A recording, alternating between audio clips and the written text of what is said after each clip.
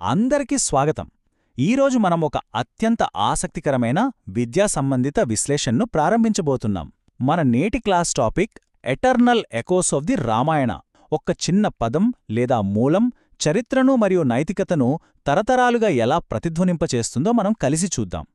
గ్రంథాలలోని ప్రతి అక్షరం ఒక లోతైన అర్థాన్ని ఎలా దాచుకుంటుందో అర్థం చేసుకోవడానికి ఇదొక అద్భుతమైన అవకాశం.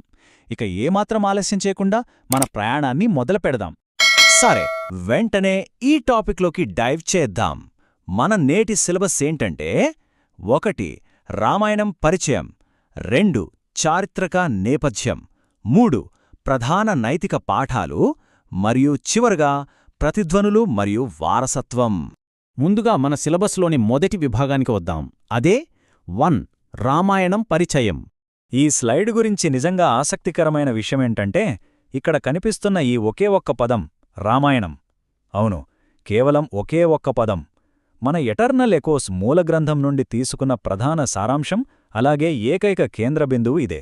ఇది కేవలం ఒక పదం మాత్రమే కాదు సుమా, ఈ మొత్తం విశ్లేషణకే ఇది పునాదిరాయి. ఇన్ని వేల సంవత్సరాల చరిత్ర, సంస్కృతి కేవలం ఈ ఒక్క పదంలో ఎలా ఇమిడిపోయాయో గమనిస్తే నిజంగానే చాలా ఆశ్చర్యం కలుగుతుంది. ఈ పదమే మన అధ్యయనానికి అసలైన మూలం. ఇప్పుడు మన సిలబస్లోని రెండో విభాగానికి వెళ్దాం. అదే చారిత్రక నేపథ్యం. ఈ టైం లైన్ ఎంత అద్భుతంగా ఉందో ఒకసారి గమనించండి.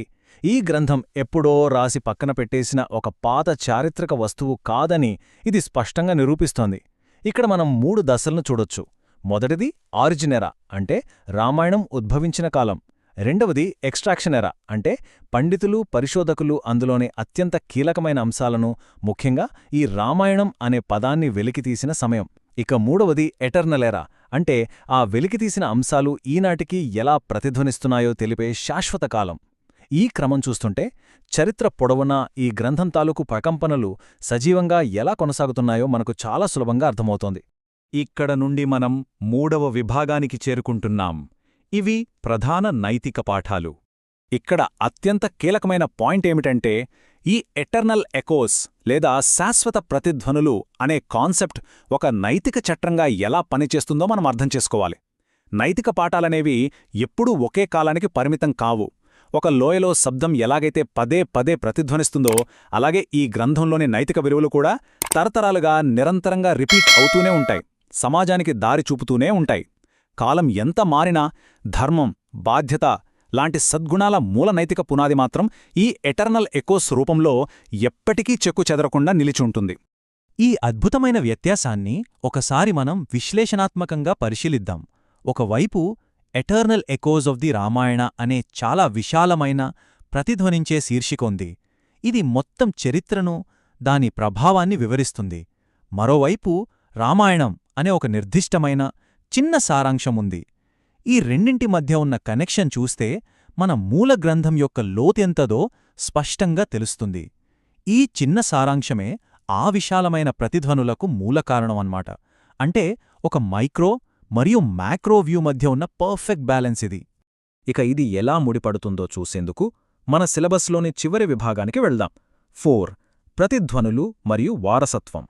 మళ్ళీ ఈ ప్రధాన శీర్షికను ఒకసారి నిశితంగా గమనిద్దాం. Eternal echoes of the Ramayana. ఇది కేవలం ఒక పుస్తకం పేరు మాత్రమే కాదు, ఈ మొత్తం విశ్లేషణకే ఇది మూల సిద్ధాంతం. చారిత్రక మరియు నైతిక వారసత్వం కాలక్రమేణా ఎలా సజీవంగా నిలిచి ఉంటుందో ఈ వాక్యం అత్యంత పవర్ఫుల్గా చెబుతుంది. మనమెక్కడైతే ప్రారంభించామో సరిగ్గా అదే బిందువు వద్దకే వచ్చాం, కాని ఈసారి మరింత లోతైన అవగాహనతో తిరిగి వచ్చాం. ఈ క్లాస్ ముగిసే సమయానికి ఒక ఆలోచనాత్మకమైన ప్రశ్నను టేక్ హోమ్ అసైన్మెంట్గా వదిలేస్తున్నాను. ఆధునిక విద్యా పరిశోధనలలో రామాయణం ఒక శాశ్వత ప్రతిధ్వనిగా కొనసాగటానికి కారణమైన ఆ అంతిమ నైతిక సత్యాలు ఏమిటి? కేవలం ఒకే ఒక పదం లేదా చిన్న సారాంశం నేటికీ పరిశోధకులను ఆ స్థాయిలో ఎలా ప్రేరేపిస్తోంది? ఈ ప్రశ్న మనందర్నే నిరంతరం విశ్లేషించేలా చేస్తోంది.